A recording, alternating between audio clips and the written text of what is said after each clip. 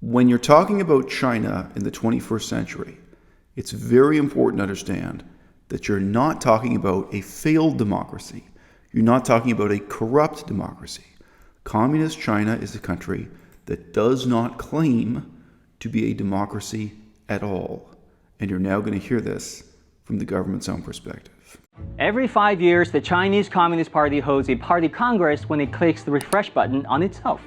They elect a new generation of senior leaders called the Politburo Standing Committee. The last time this happened was in 2012. Let's face it, you hear complaints that the selection process was too secretive and involves favoritism, but what people rarely mention is that more than many other political systems, advancement in the Chinese Communist Party is largely based on merit. To enter the party and state official system, you must pass China's civil service exam. This levels the playing field. Social rank does not affect test scores. For more than 1,000 years, to serve in the Chinese government, high and low-born alike had to pass exams. So you notice what they've done here. Obviously, this is very carefully crafted, intentional propaganda coming from the Communist government of China. They first tell you that this is concerning the election of people to the Politburo Standing Committee. Where does the word Politburo come from? Where does that structure and tradition of government come from? Not ancient China, not from 1,000 years ago, not from 5,000 years ago in China. It comes from Russia. It comes from Soviet communism. Even the concept and organization of the Politburo. But that's not what they're talking about here. They don't get into the question of who votes, who elects, who selects. No. You're first told that people are appointed to the Politburo on the basis of merit, and you're then told that this merit is established through exams, and the exams have no favoritism whatsoever. They don't reflect your class status or any kind of corruption within the system, and that this tradition of exams goes back more than 1,000 years to some kind of ancient, pre-communist Chinese tradition. So think about the basis for legitimacy in the Chinese political system that this video is presenting you with. The modern exam lasts 5 hours. It includes advanced mathematics, logic, verbal skill, and world knowledge. So politicians in China have to write an exam that lasts for 5 hours. There is no claim whatsoever that their legitimacy rests on competitive elections, that it rests on debate, cross-examination by the public, interviews in the press, election promises. There is absolutely no sense in which they're even pretending that this is a democratic process in our sense of the word democracy. This is very important. If you're talking about almost any other rival to American power in the world right now, for example, Russia does claim to be a legitimate democracy. And they may be a corrupt democracy or a bad democracy. It may be inadequate in various ways. But nevertheless, Russia has elections and has very similar claims to legitimacy as the United States of America. Cambodia claims to be a democracy. They have elections. They're incredibly corrupt, imperfect elections, but nevertheless, they'll claim they have elections in a parliament, and so on and so forth. China is not playing that game. China is not presenting itself in theory or in practice as a flawed or corrupt democracy. They're telling you very clearly their concept of legitimacy in government is not based on elections at all. It is not based on voting at all. It is not based on public choice or politicians' promises or the free play of ideas, mutual cross-examination, criticism, debate, discussion, at all. If you pass, promotion then is based on a 10-tier ranking system. On average, it takes 20 to 30 years for an entry-level Ke or Fu Ke civil servant to become a Guo or Fu Guo party or state leader. Very few get near the top. Term limits also keep new ideas flowing. The party's top job is General Secretary. For the US Congress, the turnover rate in any given election is around 10% or less. One congressman, Representative John Dingell of Michigan, got re-elected 30 times and spent 60 years in the House. What about the Communist Party of China? The turnover rate of the Central Committee maintain roughly about 62% on average every 5 years. So this actually turnover rate is much faster than some of the democracies around the world. So this is quite a surreal comparison, right? The turnover rate in the United States, if someone is not elected again to Congress, it's either because they failed in the elections, the public chose someone else instead of them, or it's because they retired, or they decided to quit politics and get a different job. In the Chinese system, how can you make this comparison where nobody is engaged in competitive elections, nobody is being voted in or being voted out? What does it mean to say that the turnover rate is different? Now, it's also really worthwhile to note, for better or for worse, in terms of the real academic study of Chinese politics, how it goes on in universities and in erudite books by specialists and for specialists. This system of examinations and the various ranks of civil servants that have just been mentioned, the formal on-paper criteria for how people are advanced in the Chinese system and how sometimes they're eliminated, it is never even discussed because the whole system is pervasively corrupt.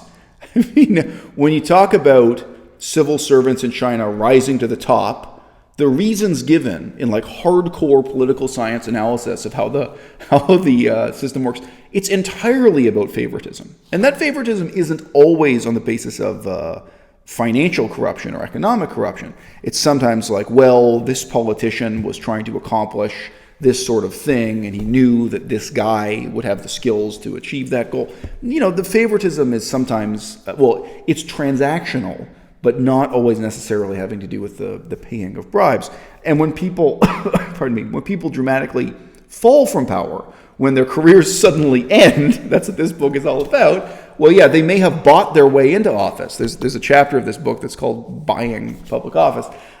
But very often, of course, they're kicked out precisely because there is a corruption scandal. Their corruption is exposed, their bribe taking is exposed, and so on and so forth. So, yes, especially under the Xi Jinping government. When Xi Jinping first came into power, the number of highly ranked political cadres, important, powerful political people, who were eliminated, kicked out of their positions of power, and in some cases sent to prison, and in some cases executed, was tremendous. There was an enormous number of people who fell from power. But that's not because they lost elections. That's not because they sat in front of a camera like this and had a debate with a journalist or with another politician and people thought, I don't like this guy's ideas. I think this other person has better ideas. No, it's the brutal world of favoritism, favors given and favors taken within the Chinese Communist Party.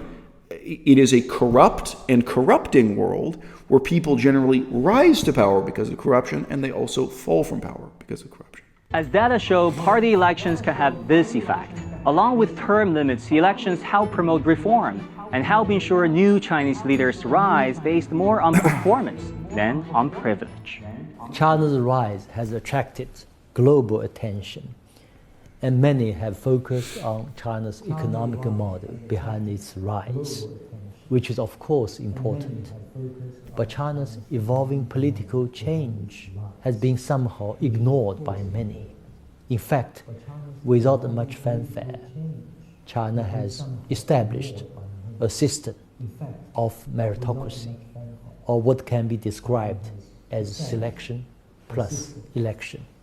Competent leaders are selected on the basis of performance and broad support through a vigorous process of screening, opinion surveys, internal evaluations, and various types of elections. What a careful choice of phrase that is. In the first place, there's a lot of use of passive voice here. Leaders are selected. Selected by whom? Well, they're not selected from the bottom up, as in a democracy. They're not selected by the people. They don't work for the people, right?